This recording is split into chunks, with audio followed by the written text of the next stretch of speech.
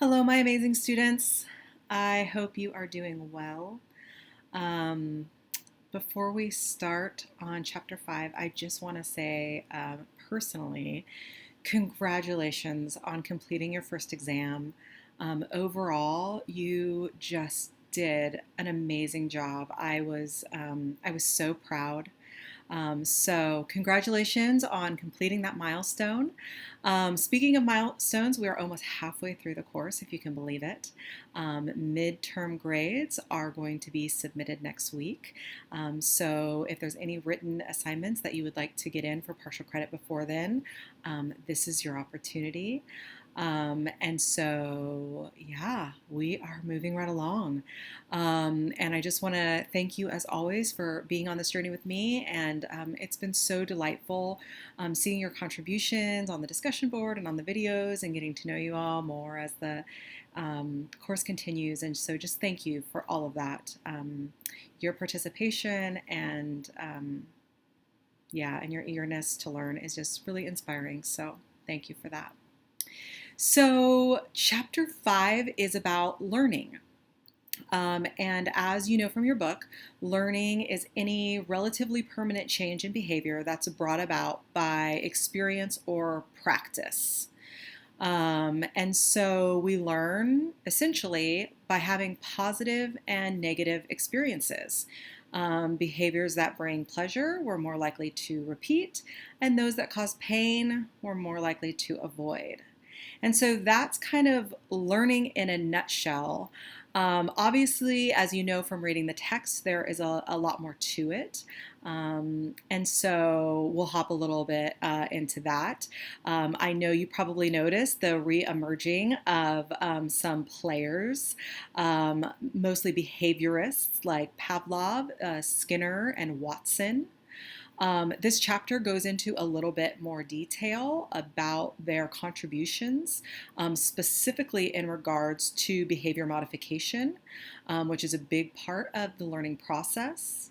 The book talks about Ivan Pavlov, and as you know from the first chapter, Ivan Pavlov was a behaviorist, and he contributed the really important dog experiment. And as some of you might remember, he did an experiment where he had a group of dogs, and every time that he would introduce food for feeding, he would use a metronome. And so over time, the dogs would anticipate the food when they would hear the metronome, and so they would salivate hearing the metronome, even if the food wasn't present. And this was a really interesting observation, especially in regards to conditioning, more specifically classical conditioning. And so to go into a little bit more depth, for the purposes of kind of understanding how this all works. A naturally occurring stimulus is called an unconditioned stimulus. In the case of the dogs, the unconditioned stimulus would be the food. And then the automatic involuntary response to an unconditioned stimulus is called an unconditioned response. So in this case, that's salivation. Now, a neutral stimulus, when paired consistently with an unconditioned stimulus, can become a conditioned stimulus. So in this case, that was the metronome. And finally, the conditioned response then is the ongoing salivation at the sound of the metronome, with or without food. So hopefully that makes sense as I kind of talk through those different components. If you're taking notes, those would be good notes to have, especially since your assignment for this week is about all of these different unconditioned stimulus, conditioned stimulus, neutral stimulus. You'll need to know that information for your assignment. So some simple examples of classical conditioning would be if your heart rate increases when you hear the voice of your crush, or see your crush, if you have anxiety when you hear a dentist drill, maybe even before you're in the dentist chair. And so these are just a couple of just simple examples. I'm sure you can think of many more. Another experiment that was really important in this idea of classical conditioning was the little Albert experiment. I think in this day and age, there might be some questions about how ethical that experiment was. But as you know from the book, essentially this experiment taught a young child to be afraid of rats. Essentially what happened in this case is that every time the young child was introduced to a rat, there was a loud noise that happened simultaneously. In this case, that would be the unconditioned stimulus. And so the loud noise would make the child be afraid, which is the unconditioned response. And so as the neutral stimulus, the rat, was consistently paired with the loud sound, over time, the child became conditioned to be afraid of the rat. So again, this is just kind of talking through how this conditioning process occurs. Conditioned emotional responses happen all the time. I think either we or people we know are afraid of doctors' offices, we're afraid of dogs or afraid of cats, afraid of anything really that we associate with a negative emotional experience. So I'd love for you to take a minute and just think about maybe some of your own conditioned emotional responses and how those have affected you. And perhaps you could share in your comments on this video. For me, you will see in the assignment for this week, my example that I share is about dogs. My family lived in Hawaii when I was younger, and next door, our neighbors had two huge German shepherds, and they were usually always fenced, and so they would bark and they were loud, and there was a little bit of intimidation. But one day, my brother and I were playing in the front yard, and the dogs somehow got loose and they chased us, and they actually bit my brother. And we were able to get inside before anything worse happened. But obviously, that is not an experience that you forget. And since that time, I am very, very careful around dogs that I don't know. And I also notice that I have a fear response even to like loud barking. And I'm always on the lookout for dogs being able to get out of fences. So definitely there is a fear there. And I recognize that that is a conditioned response based on a negative experience that I had as a child. And again, I think we can all probably think of those experiences. So the book also goes on to talk about something that I think is really fascinating, especially when we think about our influence, maybe specifically as parents or caretakers, vicarious conditioning. Maybe you've all heard someone say, I'll be living vicariously. This idea that I will be having an experience that you're having by watching you have it, even though I'm not having it myself. And so that is the idea of vicarious conditioning, the idea that we can learn fear just by witnessing someone else negatively responding to something consistently over time. And again, in my family, this was about cats. My mom had had a really, really scary experience with a cat when she was younger, and had been attacked by a cat. And so she was very, very scared of cats. And I remember as a young child, whenever we were around cats, she was always on edge. And so guess what? I find that I cannot be around cats. I am terrified of cats. And I will also go a step further and tell you that that vicarious conditioning, that fear of cats, is even stronger than my classical conditioning example of dogs. So it's just really interesting to think about how our fear or our negative experiences, when shared over time, create conditioning in someone else. So it's a good cautionary tale. Like I said, especially as parents and caretakers. So an interesting tidbit. I wonder if you have a similar story about vicarious conditioning. If so, feel free to share in the comment section on that as well. So the book transitions away from classical conditioning, vicarious conditioning, excuse me, and it starts to talk about operant conditioning. And so this is when we're introduced to the likes of Thorndike and Watson and Skinner. Watson and Skinner we've been introduced to before. But this is learning voluntary responses. And so classical conditioning is about involuntary responses. Operant conditioning is about learned voluntary responses. And so that's how the two are different. If you're taking notes, that is an important distinction. Within this operant conditioning, we are introduced to something called the law of effect. And essentially, the law of effect says that if an action is followed by a pleasurable consequence, it will tend to be repeated, versus an action that is followed by an unpleasant consequence, which will tend not to be repeated. And so I think probably just from a common sense point of view, that probably makes sense to us. If we do something and something good happens, we probably want to do it again. If we do something and something bad happens, maybe not.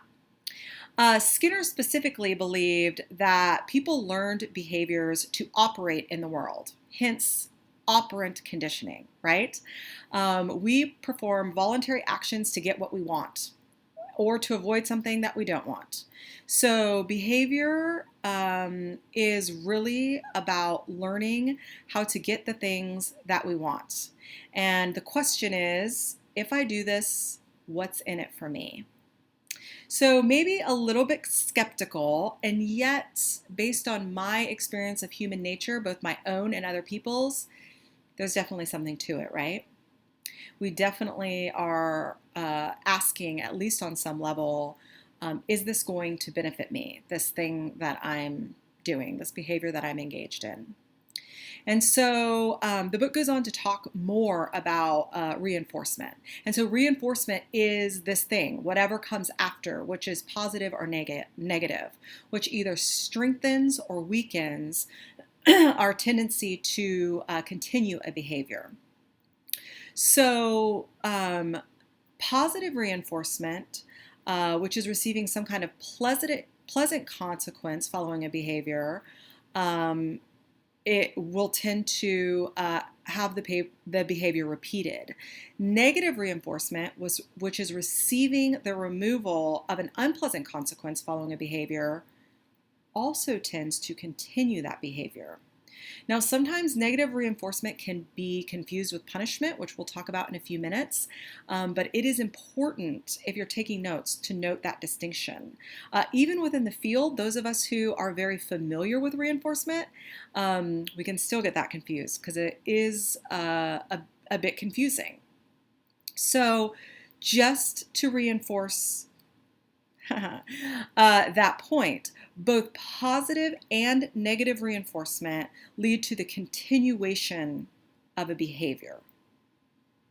So for example, let's say that you want to get in shape, you have gained some weight, your doctor visits have not been going well, you don't like what you see on the scale, you don't like how your pants fit. More recently, you had to start a blood pressure medication. It's not going good. So you decide, okay, it's time to do something about this. And so you start going to the gym on a regular basis. Within, a couple months, you notice that your pants are much looser. You notice that the number on the scale is going down. You're receiving a pleasant consequence for your efforts.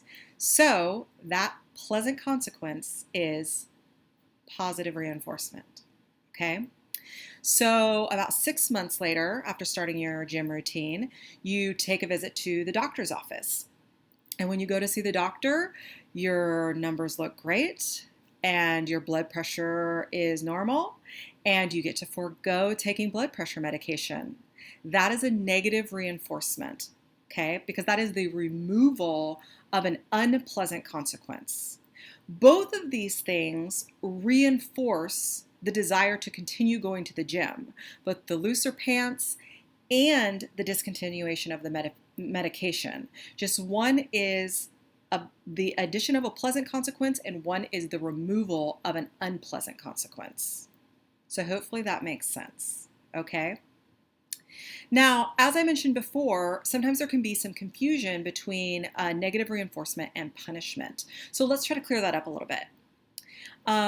Punishment actually reduces our motivation around a behavior. More specifically, it weakens the response and decreases the behavior. While reinforcement, positive or negative, strengthens the response and therefore increases the behavior. So I must take a moment to tell you that punishment within the field of psychology, especially right now, is kind of a dirty word.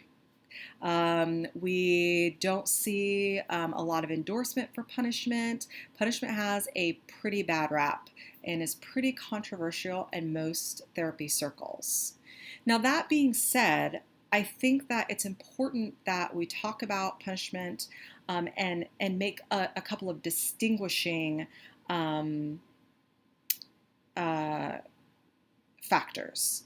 So first of all, let's talk a little bit more about what punishment is and what it isn't, okay? So punishment essentially takes away a desirable thing, while again, negative reinforcement takes away an undesirable thing.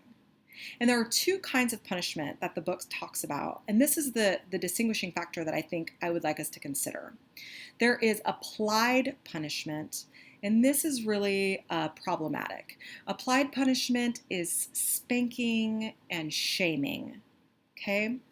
Punishment by removal, which is a really different kind of punishment, this is about grounding and removing of privileges. Now, some would say that punishment really, in general, either applied or removal, could be replaced with different kinds of reinforcement. That being said, most of the research done would say that any really serious negative consequences are more about applied punishment versus punishment by removal. It is important to note some of the research that has been done about punishment. Severe punishment usually causes the child to avoid the punisher more than the behavior that's being punished. And it also creates fear and anxiety, which, as you can probably guess, does not promote learning on any level. There's also research out there that says that applied punishment can be tied to mental illness for those who experience it on a regular basis. And so it's important to at least keep those things in mind. We'll transition now to talking about behavior modification and token economies, which could be a good alternative to punishment, especially for parents and caretakers who are dealing a lot with children and teens. So early in my career, most of my clientele were children and families. And most of the work I did was around helping kiddos and their families manage difficult behaviors. And so token economies for behavior modification work really well with children and teens. So I'll just give you a quick example. I was working with a teenager and their family, and this particular teen had a chronic issue around waking up on time. And so, because when this first started, mom was a stay at home mom. And so she had kind of enabled the behavior by giving multiple wake up calls every day. And so the teen had been conditioned to know that she didn't have to wake up at her alarm because mom was going to come in and check in multiple times. Well, there was a change in family dynamics. Mom got a job outside of the home, and she was no longer available to do multiple wake up calls every day. And so we had to figure out how to modify the behavior. And so we talked to the teenager about what might motivate her, what rewards may help with the transition. And we decided that each week that the teenager successfully got up on time and got ready and got herself to the bus, she would receive an extra hour of curfew on the weekends. So instead of having to be home at 10, she could be home at 11. And so the family used a calendar to mark all of the successful days. And at the end of the week, if she had been successful, she was offered the curfew reward. This was wildly successful, so much so that I used it with many more teens and their families for a variety of different behaviors. Token economies are also incredibly successful with younger children. You may go about it in a little bit different way using some different techniques. Stickers on calendars seem to be really motivating, especially if the kid gets to choose their stickers. Marbles in a jar seem to be very successful as well. You can get creative with this and tailor it to your specific child. But token economies can be really helpful for behavior modification. And just to note that behavior modification can also be useful for adults. Even as we're setting our own personal goals, we can create calendars and corresponding rewards. And so, maybe we need to get back in the gym. We're having a really hard time getting motivated. But there is, a new outfit that we've really been wanting. And so we decide that if we go to the gym at least 3 times a week for the next month, we will reward ourselves with a new outfit. Maybe even a new outfit in a smaller size. For some of us, this may be as simple as, every day that you finish, a chapter of your book, you reward yourself with your favorite coffee from your favorite coffee place, right? Again, this can be tailored to you and your specific goals and your specific rewards, preferred rewards. So, might be something worth considering. I also wanted to spend a moment talking about Seligman and learned helplessness because I think this is a really interesting concept and also, again, maybe a cautionary tale. So Seligman, obviously we learned about his experiment, but I think the interesting part is how this can be applied to people. What we see based on research is that people who have continuous failures in certain situations will tend to give up at some point. They will believe that they can't do it, and they will become helpless, or at least perceive that they are helpless. And so I think this is important just to keep in mind in regards to human nature, but also just a reminder to keep an eye on, the way that we are internalizing our own messages about difficulty and struggle and even failure. Failure is an inevitable part of life, and we will all face it, and we will hopefully figure out a healthy way to frame it that does not render us feeling helpless. Finally, 4 elements of observational learning. I'm going to cover this very quickly. I'm covering a lot of this very quickly. Please read your textbook. They do such a good job of going into more detail about all of these things. And this is really interesting stuff that could be really helpful and practical for your lives outside of this class. So 4 elements of observational learning. They use the acronym AMID, and the A stands for attention.